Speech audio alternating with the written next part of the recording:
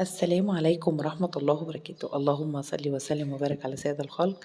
حبيبي يا رسول الله، ازيكم عاملين ايه؟ يا رب تكونوا بخير وصحة وسلامة. النهاردة بقى جايلكم فيديو جديد وفكرة جديدة ان شاء الله ما تعجبكم. ما تنسوش اللايك والشير وسبسكرايب ودعوة حلوة من قلبكم، ما تنسوناش في اللايك. يلا نبدأ مع بعض كده ونشوف الوصفة الجميلة اللي انتوا شايفينها دي. انا عملت لكم الفستق الكداب، تخيلوا بقى طلع طعمه بجد تحفة. لا تتخيلوا ان هو فعلا لا متعرفش تفرقيه بينه وبين الفز الحقيقي. تعالوا بقى هنشوف مع بعض. زي ما انتم شايفين كده، هو لونه طلع ممتاز وطعمه طلع بجد. انا عملت بيه حلويات بقى اللي نزلتها لكم، الجلاش اللي نزلته لكم وديكي شفتوا كان شكله عامل ازاي. طعمه بقى تحفة بصراحة. اول حاجة نسمي الله كده. شايفين بقى يعني انا ضربته في الكبة تاني بعد ما خلصته. شايفين عامل ازاي؟ تقدري تميزيه بينه وبين الفستق الكداب، مش هتقدري تفرقيه بينه وبين الفستق الحقيقي طبعا. حاجة كده لك أن تتخيلوا من طعم وجمال بصراحة. تعالوا بقى نشوف الوصفة دي عملناها ازاي. معايا طبعا هنا فول سوداني، ومعايا هو الفول السوداني قسمت منه، خدت حبة كده في طبق خليتهم على جنب صغيرين، وخدت حوالي كوباية ونص خليتهم في ايه يعني في طبق كبير ده، وحوالي نص كوباية، يعني معنى كده كوبايتين من كبار من الفول السوداني، يعني كوبايتين مليانين معيار كبير، كوباية المية الكبيرة دي. ومعايا هنا لون طعام، ومعايا كمان ورق فويل، ورق زبدة معلش، وصينية، ومعايا مية، ومعايا لون طعام. اللون الأخضر لون طعام طبيعي بيتباع عند أي عطار، بتطلبيه بتلاقيه يعني في أي مكان. الموضوع كله سهل جدا. هنجيب بقى كوباية المية فضيناها في طبق، وهنحط عليها اللون كده، وتدريجيا برضه انا يعني مش هدلق اللون كله مره واحده. انا يعني بحط اللون وشوف كده مع التقليب لحد ما اوصل للدرجه اللي انا عايزاها بالظبط. فهقلب كده، شايفين زي ما انتم شايفين كده. هقلبه واحط تاني، حسيت ان هو خفيف فهضيف تاني لون.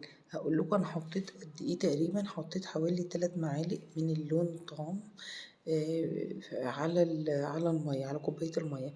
ممكن انت تحطي نص كوباية مية تقللي الكمية، يعني لان مستخدمتش الكمية دي كلها. وحسب كمية الفول اللي انت هتستخدميها. ضربت الفول كده في الكبة زي ما انتم شايفين. بصوا نعمته كده زي ما انتم شايفين، نعمته خالص. هجيب بقى اللون الطعام واحط عليه كده. ده مش يعني بصوا، مش بلاش تحطي الفول على اللون كله، لان انتي مش هتستخدمي اللون ده كله او المية دي كلها. فهبدأ احط تدريجيا كده واقلب لحد ما يوصل للدرجة اللي انا عايزاها او اللون اللي انا محتاجاه بالظبط. هحط كده حبة بحبة وهقلب، احط حبة بحبة واقلب، وهقلب لحد ما اوصل للون اللي انا محتاجاه. شايفين زي ما انتم شايفين كده. هو لسه هتحسي ان عجن معاكي او هتحسي ان مليان ميه. فما تقلقيش وما تخافيش من الخطوه دي خالص خالص، يعني لان الخطوه دي كده كده بتتحل. هتشوفي احنا هنعمل فيها ايه دلوقتي. بصوا بقلب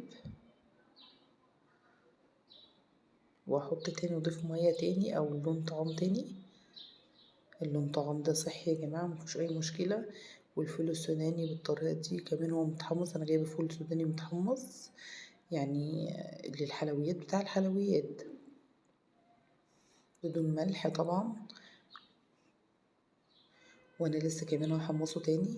بصوا بقى هقلب بالشكل ده لحد ما بصوا انا حسيت ان هي عجنت في ايدي كده، كتلت وممكن تشكلها كمان. فما تقلقيش الميه اللي فيه دي ما تخافيش منها خالص. ما تقوليش الخطوه دي بوظت لي بقى والدنيا باظت عندي، لا. بصوا فضلت احط لحد ما وصلت الدرجه اللي انا محتاجاها، اللي هي درجه الاخضر الفاتح تمام. وهنا الفول السوداني التاني ده هضربه في الكبه كده وارجع لكم تاني. بصوا دول انا محتاجاهم دول، اقول لكم هنعمل فيهم ايه. دول مش هنضيف عليهم اي لون. شايفين هتلاقيه نصه كده مكسر ونصه ايه، يعني انا عاملاه مجروش كده، مش فرماه قوي. هقطع بقى ورقه من الزبده كده وافرشها في قاع الصينيه من تحت.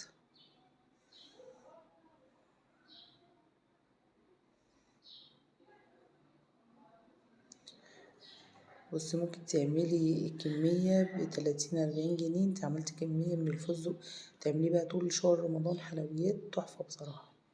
عملتي بقى الجلاش اللي نزلته لكم الفيديو اللي فات، وكانت النتيجة ممتازة بصراحة.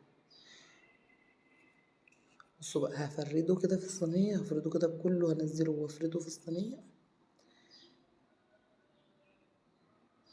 بصوا هتحسي ان هو معجن معاكي، وهتحسي ان هو مليان مية.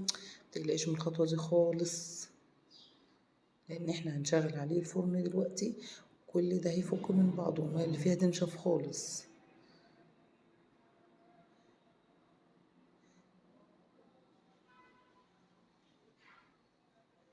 شايفين بفرده كده في الصينية كلها، بحاول اوزعه كله في الصينية،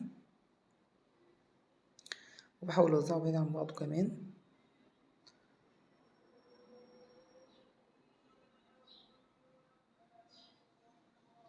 بس اجيب بقى السوداني اللي انا عمل يعني ضربته في الكبة ده.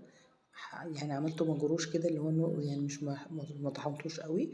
وهبدأ افرده برضو عليه من على الوش كده، وهقلبه كله ببعضه.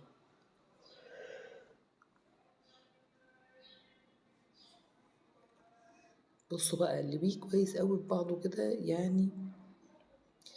هو كده كده لما تدخليه الفرن اصلا مع التقليب المستمر هتبص تلاقيه كله اندمج في بعضه، واللون ده خد من ده. فاهمني؟ فهيبقى مديكي زي الفستق بالظبط بتاعنا اللي احنا بنجيبه من بره.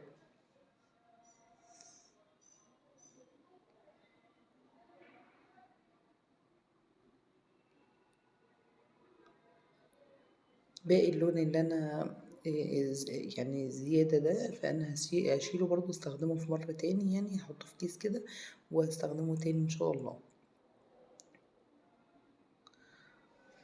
هدخل بقى الصينية بتاعتي الفرن. هشغل الفرن من تحت بس، مش هشغل شواية ولا حاجة. وهسيبه كده ومش هرفعه، يعني هحطه على الصاجة من فوق، مش هحطه على الفرن مباشرة. وهقفل عليه الفرن. بصوا بقى بعد ما طلعته ما شاء الله، كان شوفوا لونه بقى عامل ازاي. ايه رأيكم بقى في الجمال ده؟ فستق ده ولا مش فستق بقى؟ فستق ده ولا مش فستق؟ بصوا فستق فستق يعني. ب40 جنيه ولا ب30 جنيه تعملي كمية من الفستق. مش هنجيبه ب300 وي ولا ب200 وي دلوقتي. انا مش عارفة بصراحة سعره وصل لكام ده، يعني سعره بقى غالي جدا. شوفوا بقى بعد ما ضربته، انا طلعته من الفرن ورحت ضرباه في الكبة كمان مرة كده علشان احطه بقى على الحلويات. ايه رأيكم بقى في الجمال ده؟ فستق ده بقى ولا مش فستق؟ فستق اهو. فستق كداب، بس بصي اداكي نفس النتيجة بتاعت الفستق. اما الطعم بقى والله العظيم كان بعد ما اتحمص طبعا في الفرن ادى طعم تاني خالص. ويعني بصراحة طعمه كان تحفة. وكمان الشكل النهائي شايفين بقى ما شاء الله. ما تنسوناش بقى في اللايك والشير والسبسكرايب ودعوة حلوة في من قلبكم.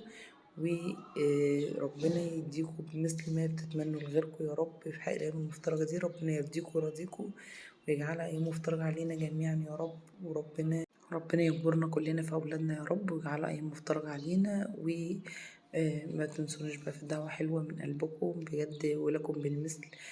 استودعكم في رعاية الله وحفظه، انتظروني في فيديو جديد ان شاء الله. باي باي.